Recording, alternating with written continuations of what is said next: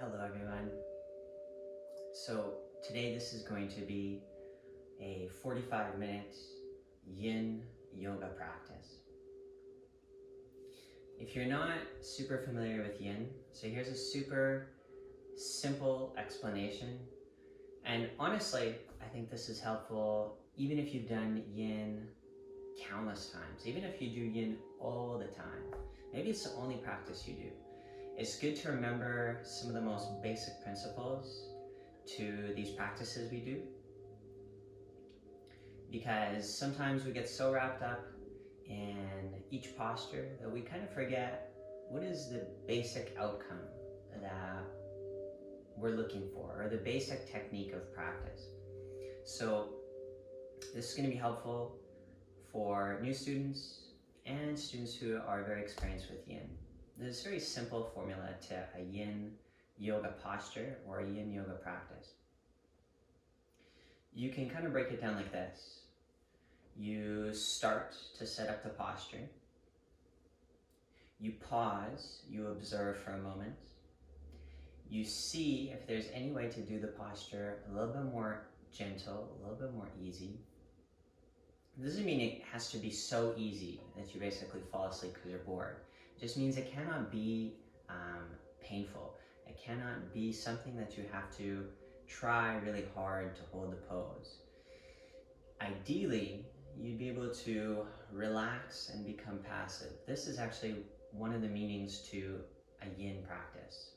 Yin, meaning the quality of Yin is to be more passive, more receptive, more relaxed, more softened, okay? So you set up the pose, you observe, you adjust, and then you practice making yourself more passive. So this is kind of the basic explanation. Trying to hold these simple postures as passively as you can, trying to gradually become more passive, more relaxed, and you use some sort of assistance along the way. So some poses, maybe you don't need anything.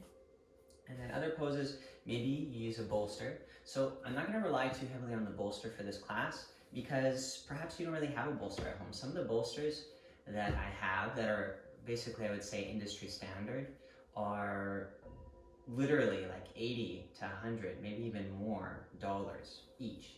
I made this one myself with some IKEA fabric. So this one did not cost me $100. But that being said, you can get a block like this from even just Winners for like $5-ish, okay? So if you don't have blocks, that's okay. Then just use 2 pillows. And if you don't have any pillows accessible, use a blanket, use a towel, just roll it up.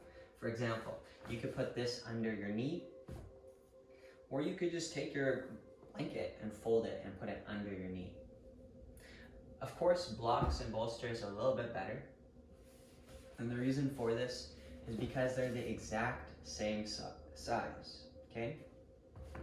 So if you can, blocks, bolsters if you have them. Otherwise, towel, blanket, pillow, cat, dog, whatever works, okay? So that's enough talk. Let's begin. First posture. This is a really simple sequence that I'm going to teach you. When I first started yoga, the first numerous years, I didn't want almost anything to do with simple. I wanted complicated. I want more intense. I want crazier, harder things to do. But then the longer I practiced yoga, the more mature the yoga practice becomes. So just keep in mind, simple might not be super enticing for your mind, but simple could be really beneficial and healing for the body, okay? So if you know fancy poses, or if you know really fancy ways of setting up your pose with like scores of different blocks and bolsters and blankets, you can do that. But the class I'm going to teach today is simplicity, okay? And I think that really goes hand in hand with what Yin really is, okay?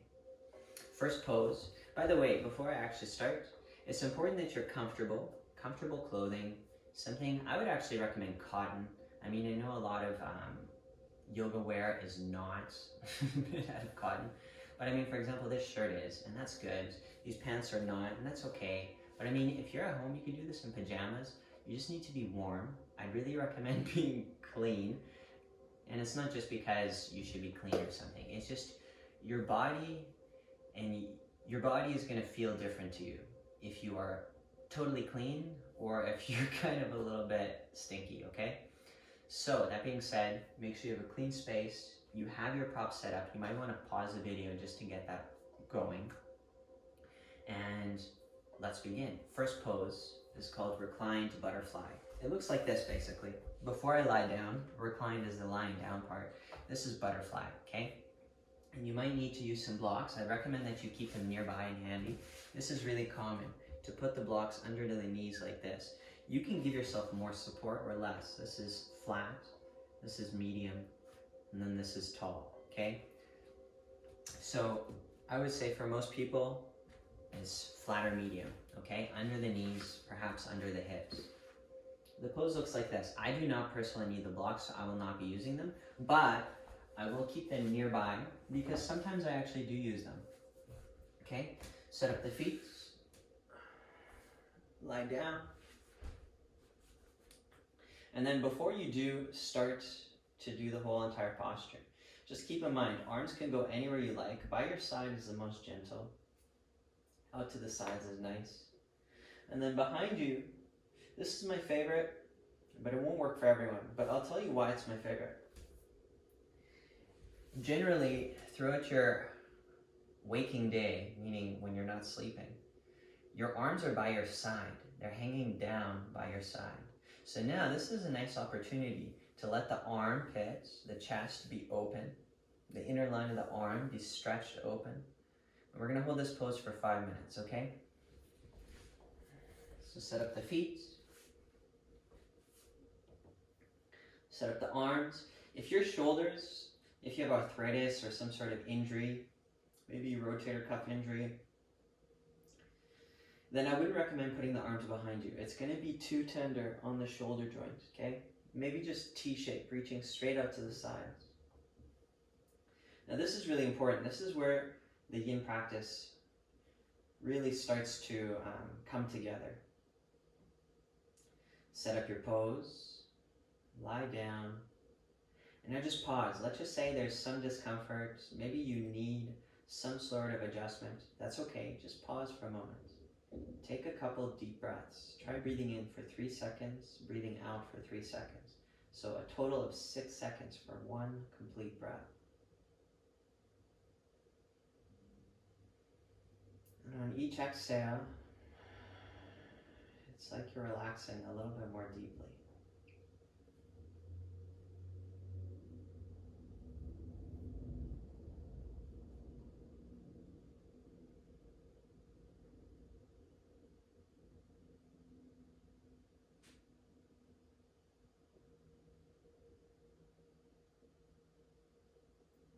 We're going to hold this pose for a total of 5 minutes.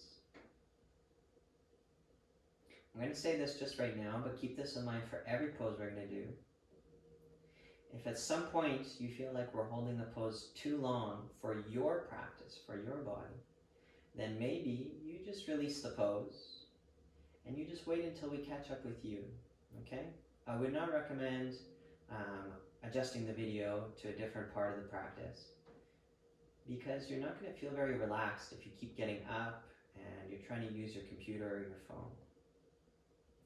Now that we've been in the pose for a little bit, you might make an adjustment. So personally, my pose feels quite perfect the way it is, meaning I don't really feel the need to move or adjust anything. But if you need to, maybe you adjust your blocks, maybe you're using them, and actually it turns out you don't really need them. Maybe you never use them, but today you feel pain in your knee or your hip. Maybe it would be more helpful if you support your knee up higher. So the lower the knee goes down in this pose, the more intensity you're going to feel through the inner groin and through the hip joints.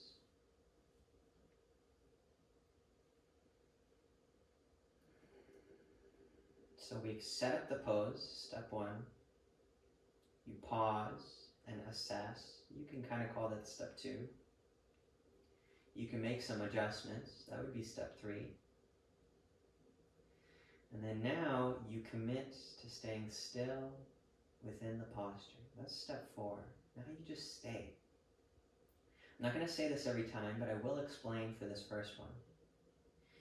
It's important to do your best to just stay still. So this isn't like a hard rule. You can move if you really need to. But it's very normal to feel restless.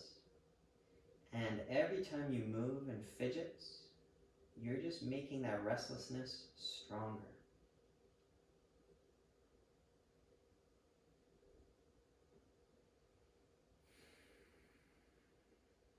See if you can practice turning the tide. Instead of restlessness building within the body, there's a calm, a peacefulness that is building. The simple technique to this is stay still. Make sure the pose is not painful because it's very hard to stay still like that. And then the final thing is using your breath and your awareness. So right now my awareness is on the sensation of the pose, the emotions that I'm experiencing, the thoughts that are going through my mind. And then simultaneously, I'm giving a little bit of direction to my breathing. And so here you can aim for 4 seconds inhale, 6 seconds exhale. If that seems a bit long for you, just do the same thing, but a little bit shorter. 3 seconds in, 5 seconds out. Work on it. Do 10 breaths right now. Count that out mentally to yourself. Every exhale has the releasing quality. So try and at least even imagine relaxation, becoming more passive, softer on your exhales. Work on those breaths.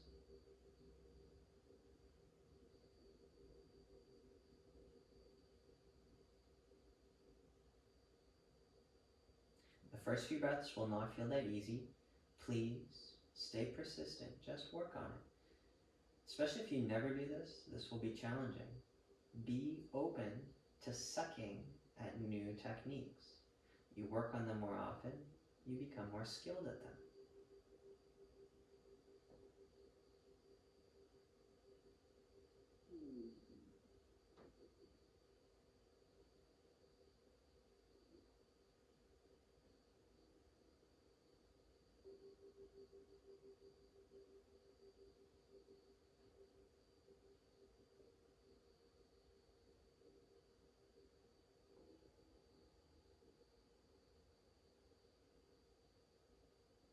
Just finish up a few more breaths, and then we'll move on to the next postures.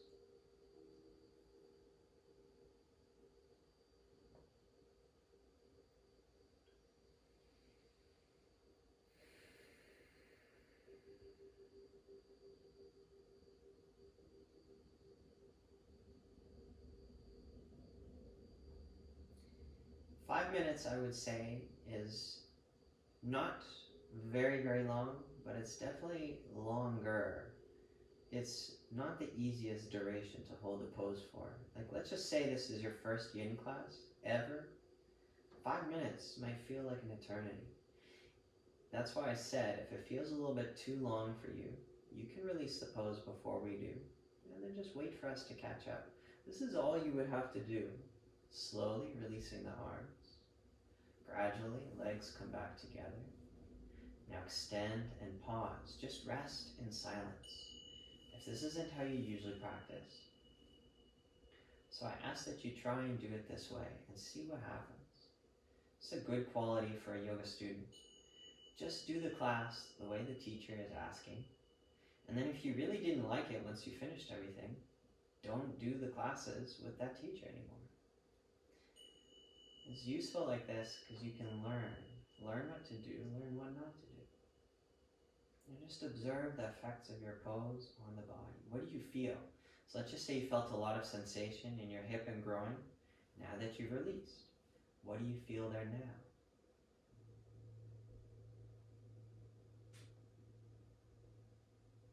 To me, this is really important for a Yin Yoga practice. It's not just one pose, then the next pose, then another pose, so on and so forth. Instead, it's kind of like, imagine a beaded necklace. It's not just one bead, then the other. All of the beads are strung together to create the one necklace. So I want to string all of the postures skillfully together throughout the duration of the yoga practice, so I can give myself one big positive effect. It's not just one pose than the next. It's all of them combined. So the space in between the pose is very important. Next posture, really simple. You can turn to your left, fetal pose. And then you open up to the right. This is a twisting pose. I'll show you different steps to this posture. This is how you could do the pose, really gentle. The legs are splayed apart, and then you keep your right arm, so we've gone to the left. You keep your right arm on your body. This is especially important if your right shoulder is quite injured, or maybe you have a flare-up in your tendonitis or arthritis, some sort of injury. Because as soon as you reach all the way across and open, it's a significant more amount of sensation into the shoulder.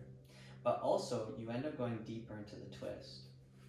If you want to go deeper, so keep in mind, when you're doing yin, you want to keep it simple. So I can go into deeper twisting posture, but this is really nice and simple. The knees are stacked together, hips are stacked together. The torso is one straight line as I reach wide through the shoulder girdle. And now I rest. We're going to hold this pose for a total of 5 minutes. So first, just settle in. It might not feel perfect, but try to just settle without fidgeting too much. Give it about 5 breaths. Deep breathing. Remember, 4 seconds in, 6 seconds out. Okay, try that.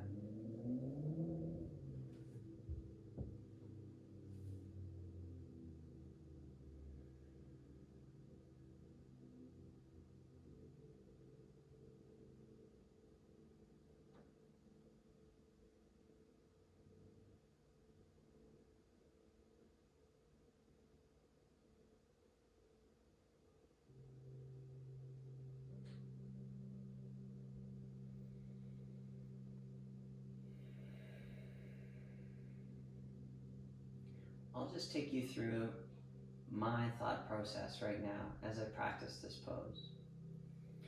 First of all, I would say my posture is basically the way I need to leave it.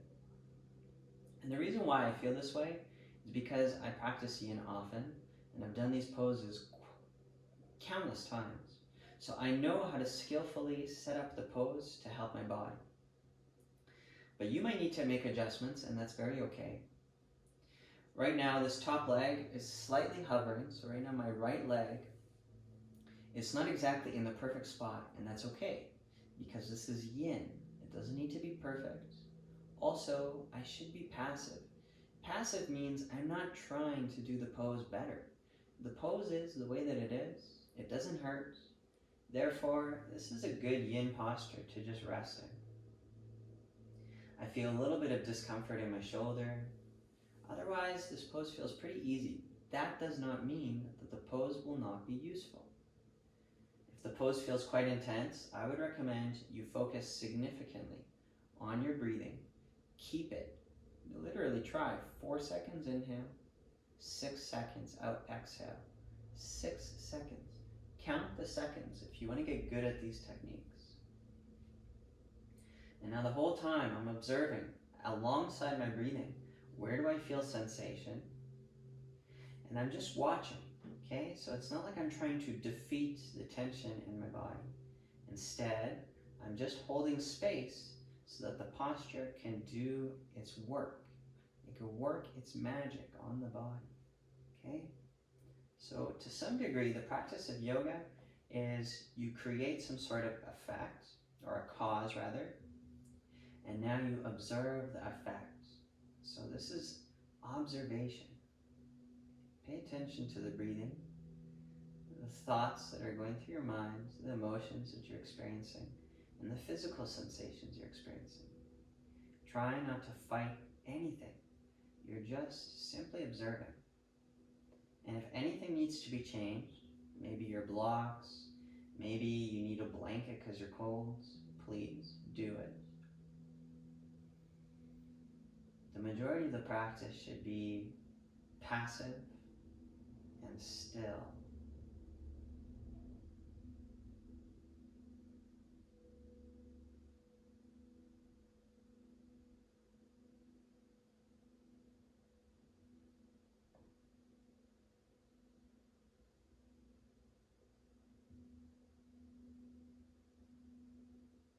Some sensations might get more intense, maybe even strongly unpleasant.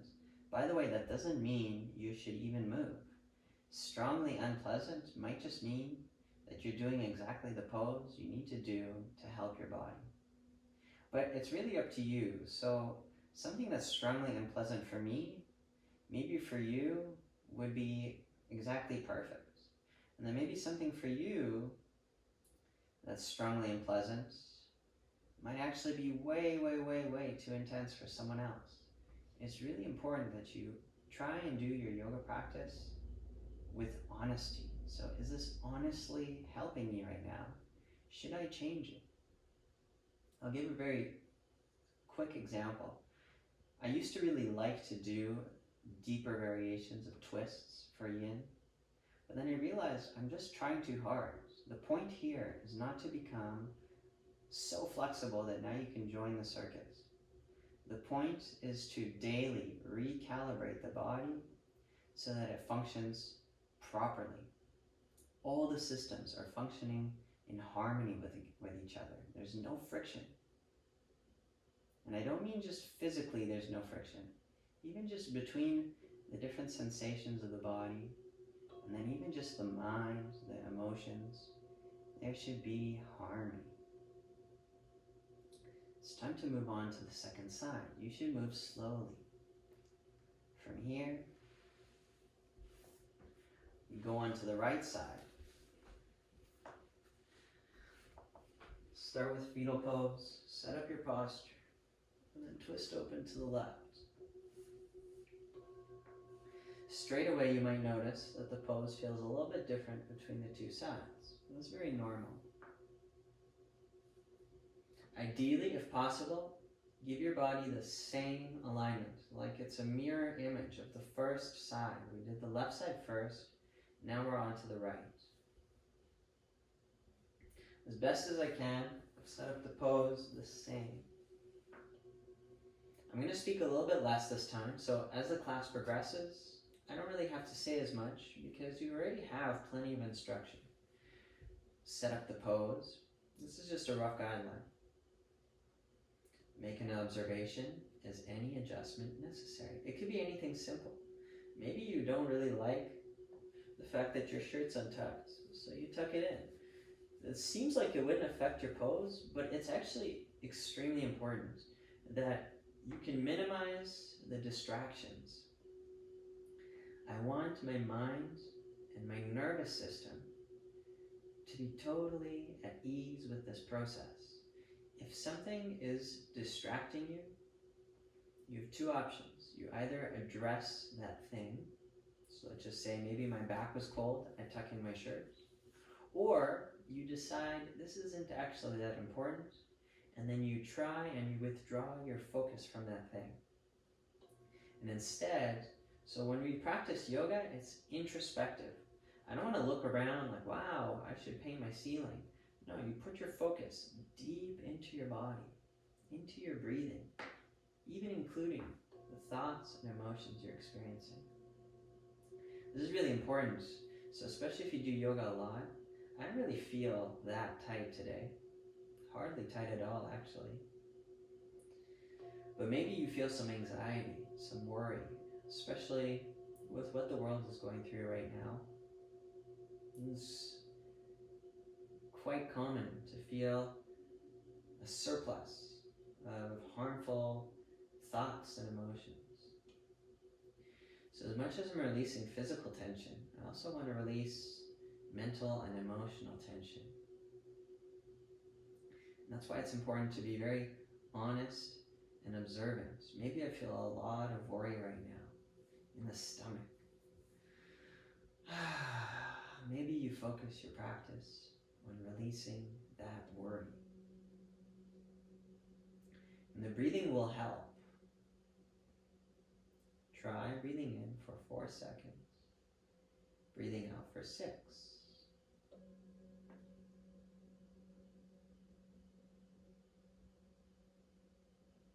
1 or 2 breaths like that. I'm going to be honest, it doesn't really do anything.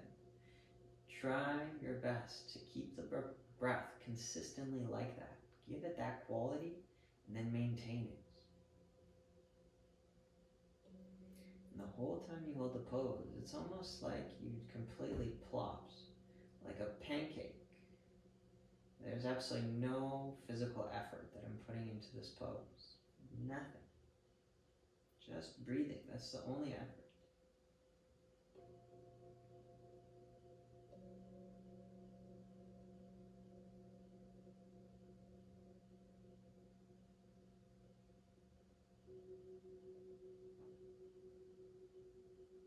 Do not let your mind drift off. As if your mind was a kite. You take the string and you pull it back, especially when the kite is getting dangerously close to a tree, maybe some electrical line. You bring it back closer. So the same thing in yoga practice. You notice you're distracted, that's okay. It's not a big deal.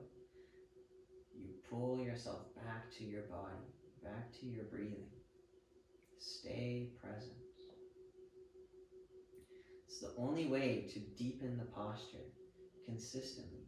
As soon as you drift off, to some degree, the pose goes into autopilot. But autopilot is never as good as what you can do consciously.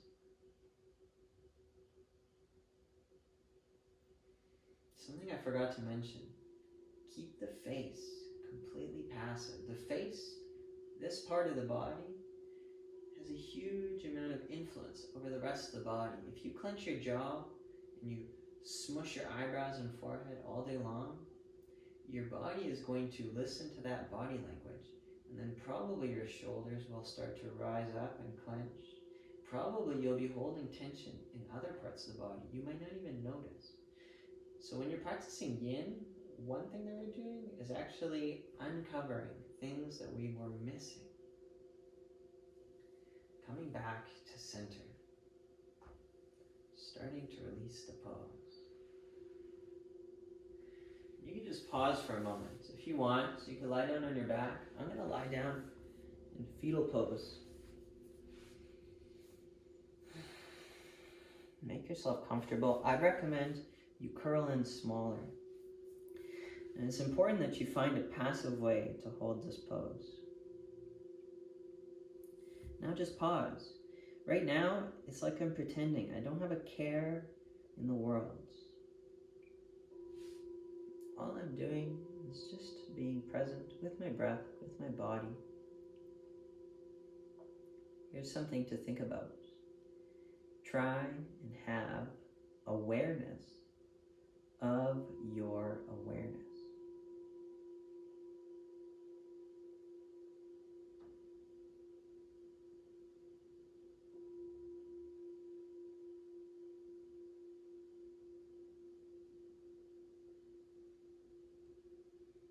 I'll just tell you what I'm feeling right now.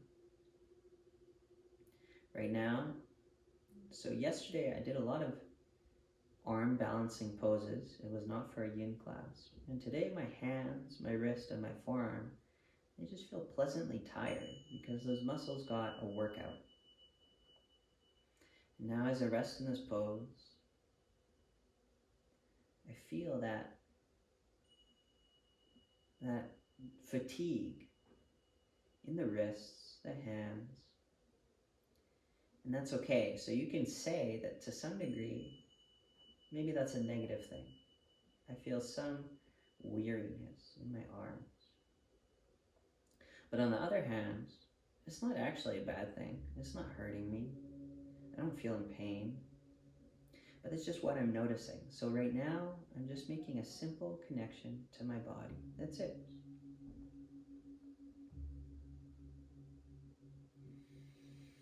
Otherwise, I also noticed that I feel pretty happy.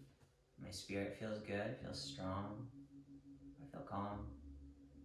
So you can say that there's almost always a few different things that you can notice in the body. Maybe someone's back hurts, their knee hurts. Maybe you feel really lethargic. So I'm not attaching onto it. It's not like, oh, my hands, I wish they didn't feel like this. I hate it. No, it's just simple awareness. And now maybe I can think after this class, maybe I can massage my hands. Maybe for the next few days, I don't do some handstands, so my hands can feel like they've recovered, they recuperate. This is, to some degree, I wanted to make sure I explain this a little bit. When you're practicing yin, or just even yoga or meditation, the breathing practices called pranayama, if you notice one of your observations is something negative, that's okay. You don't have to now start to think about that thing like, oh, I hate this, what am I going to do about it? It's just simply, I've noticed this, now I can do something about it later, okay? I would say we're doing basically perfect for time. We have 2 more poses to do. I'm going to show you. So for this next pose, you do need a block. You do need 2 blocks, I should say. But you could pause the video, and if it's important, then you go and get those towels. Let's just say you thought you can kind of do it without. You can't really do this pose without a towel, or without some sort of prop, I should say, okay? So if you don't have blocks, you don't have bolsters, I would recommend a blanket, maybe even just like a couch pillow or something, or a towel. So if you need to, pause, get that stuff, and then come back. You need to roll it up. If you're using a towel or a blanket, roll it up. Otherwise, block, okay? And you can get creative. I want to be very to the point here. Blocks are the best for this. Bolsters are perfectly fine. But you could also just make do with what you got. It does not have to be perfect, okay? It does not have to be perfect. This is really important to remember for yoga practice. For this next pose, okay, so the first block is going to go underneath my body. I'm going to lie down, but I'm going to show you just point blank what it should look like. It's going to go like this. If you want gentle, it's on the floor flat, okay? This is the most gentle. I'm going to go like this. This is medium. I don't really recommend tall for this pose. It's just simply too precarious. You could probably fall. It's unnecessary amount of stimulation, okay? This is something else to remember for yin. You don't need to make it super intense, like, oh, if I just stretch really, really, really hardcore, everything will be fine. That doesn't really work. I'll explain in a simple way. And if you're my student, you've probably heard this a million times. Imagine you only brush your teeth once a month, but for like an hour, really, really strongly. Is that going to help you with bad breath all the other, basically 29 days? No. You have to do a little bit every single day, ideally more than once. So the same thing with a yoga pose. If you do it once in every while, but really intense, it won't necessarily help you, okay? And maybe just for that one day, you'll feel like you got a good stretch. Do this all the time. It does not have to be perfect, and it should not be intense or like insanely intense, okay? The block is gonna go like this. It's really hard to screw this up. This is the bottom of my ribs. This is kind of where they come up. I believe this is called the xiphoid process, okay? This is the sternum, the very center of the rib cage, the very center of the chest, also commonly called breastbone, okay? There's technical terms and then there's less technical terms. Sternum, xiphoid process. So basically, it's going at the bottom of the pectoral muscle, the bottom of the chest, okay? Right there. It's really hard to screw this up because if you go a little bit lower, it'll still work. You go a bit higher, it'll still work, okay? One thing you can't do though, is the block should not be at all sideways. It just needs to be straight on the body, okay? This is important to set up with some direction like this. because you rest in the pose for a while. So we're going to stay in this pose for 5 minutes. If you don't set up the pose correctly, so I'm not talking about not perfect, I'm talking about just wrong. If you set up the pose wrong, that means you have to rest in the pose for 5 minutes, and it might actually be harming you. Okay, I would say that's good. And then for the second block, if you want to take a peek, it's underneath my head, and it's higher. So the one under the head is in the tall position. The one underneath my body is in the flat position, is in the medium position, I should say. If you don't do this very often, it might kind of feel weird. And the reason why is this is the opposite of slouching. I have actually moved my block down. So instead of having it under the chest, under the pec, I've moved it an inch or two down. So it's right at the base of the ribs, okay? That's just what feels best for me right in this moment. So you can set up your pose the way that feels best for you. Holding this pose for 5 minutes. You can cross your legs or keep them straight. I like to cross them, but this might be painful for your knees, so if it is, then don't do it like that. Just simply leave the legs straight. As for the arms, you could put them onto the ribs like this, or the belly. You can put them by your side if that's the most easy. You can also do T-shape. I would honestly recommend T if it doesn't hurt you, okay? It seems very enticing to put your head further back, and I wouldn't really say that that's wrong. It's just unnecessarily deeper, okay? So this is how I'm gonna leave my pose. Holding for approximately 5 minutes. I'd recommend right now we spend 5 minutes focusing on exaggerating the quality of the pose. So if you look at the block, it's poking my ribs and my spine up and into the body, okay? And now what's happening as a result is that the front of the ribs are spreading open, okay? And then also the diaphragm is being stretched open a bit as well. The front area, this is actually the Manipura chakra, okay? The solar plexus is being opened wide. This is really important. This is good for back bending. It's also good for breathing practices, and it's also really good for releasing unnecessary pent-up energy or anxiety, okay? It's also called rajasic energy, or restless energy. So I'm going to focus on breathing, specifically as if I'm trying to puff this space even more.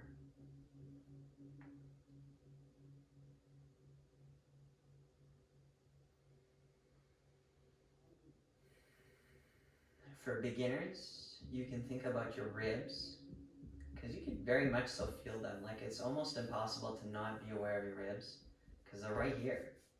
You could definitely feel them, okay? And then you can kind of deduce your lung organ just by breathing. So when you inhale, the lungs inflate. You can think of it like a simple party balloon. What happens when you inflate it? It puffs wider, and that's why the ribs are spreading apart. There's muscles in between each ribs. They're called intercostal muscles, okay? And then if you're a little bit more advanced for yoga practice, meaning you just have more experience, then you can try and think about the diaphragm. The diaphragm, this is the most simplified way of explaining this, is kind of like a muscle that's like a trampoline, and it goes all the way around basically the base of the ribs. It actually attaches within the inside of the ribs and onto the spine. As you inhale, the diaphragm goes down, and then as you exhale, the diaphragm goes back up and in the ribs. And you may not be able to feel that muscle do that, but you should try and imagine that you can see it with X-ray vision. And keep in mind, this is just imagination.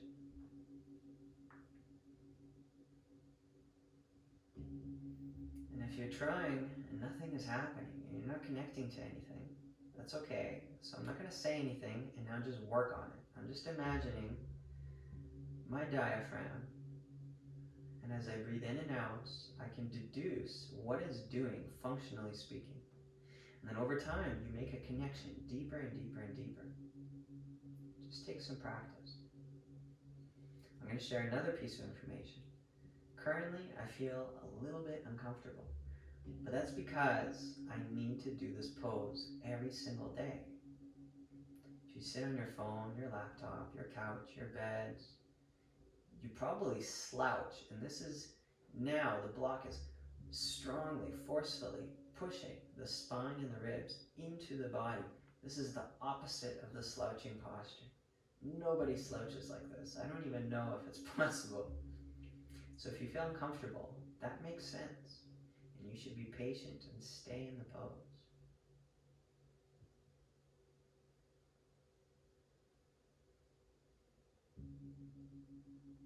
Be more patient with your breathing. And then the exhales, you should try and make the body completely passive, meaning there's no effort that I'm putting into this pose other than breathing.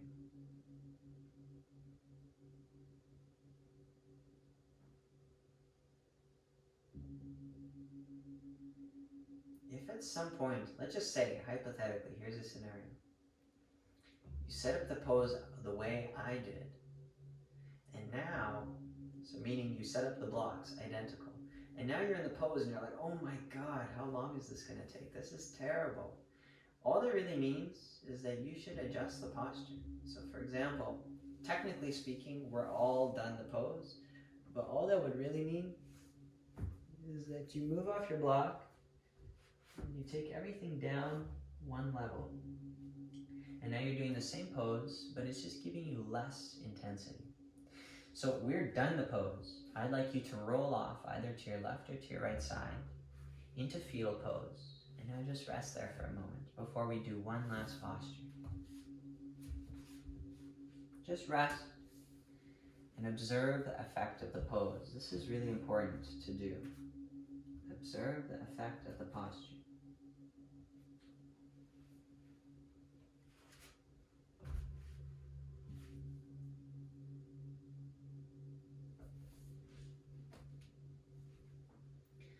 When you're ready, you come up to seated so we could do the last posture. This is called caterpillar.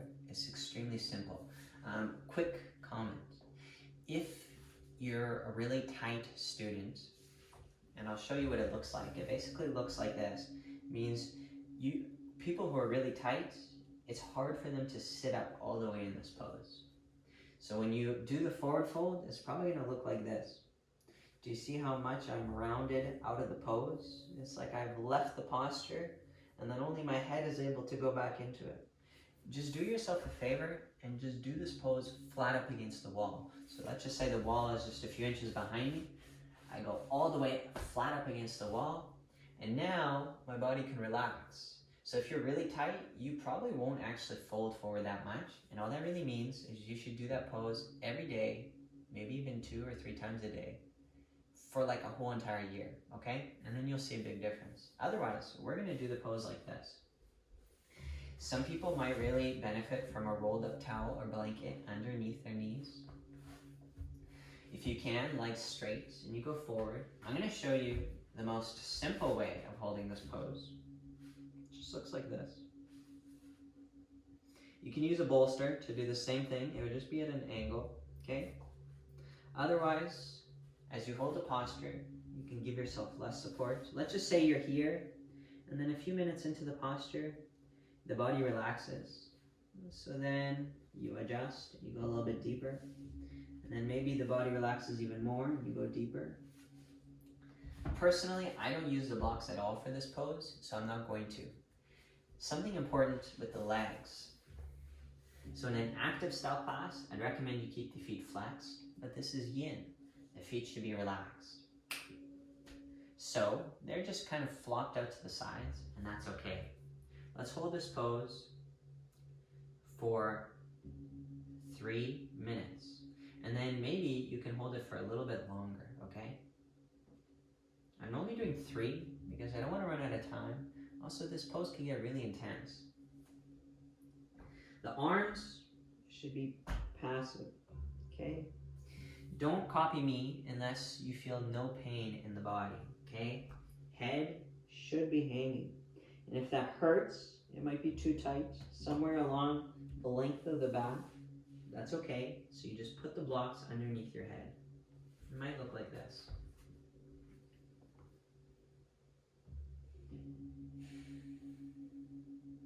especially in forward folds, you should pay attention to how you're breathing. Every pose that's important, but especially forward folding poses, it can really help. As you inhale, the breath should inflate the body. And as you exhale, the body empties and sinks back into the pose just a bit more. Something to know about some of these techniques is the teacher will tell you to try a technique, and if you've never really done it, it might not really work at all at first. Just be persistent. Trust the process. If you never really give it a good shot, you don't really try it out for some time, you won't really get any better at it. I'd recommend you close your eyes. You practice not having a care in the world. And you just simply be present with the experience that you're currently having in your yoga practice. Simple.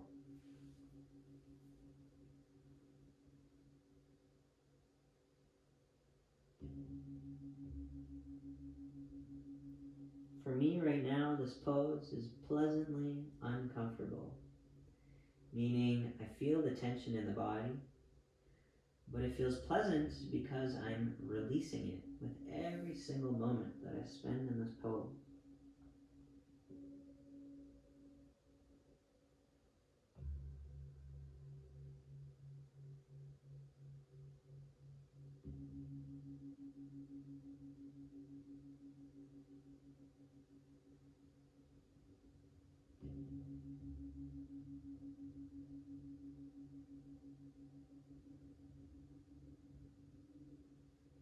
If you haven't adjusted your blocks, I'd recommend you do it.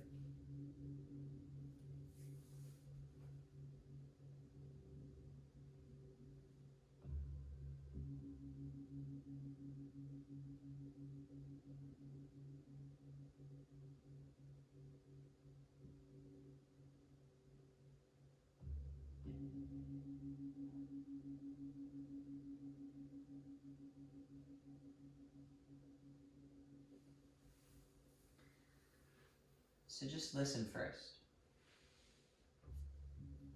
If you're still in the pose and you feel like you need to do it longer, then maybe either just keep doing it or pause the video and hold it as long as you need. Otherwise, just for the sake of keeping the video within the right amount of time, you can start to help yourself up. It should be slow and steady. Honestly, I don't say this for every pose, but what I really mean is do this for every pose. There's really no reason to move swiftly between yin postures. If you can, you should move like a snail or like a tortoise, slow and steady. The next posture is straight into Savasana. If you need a blanket, put it over the body. If you have an eye pillow, place it onto the eyes.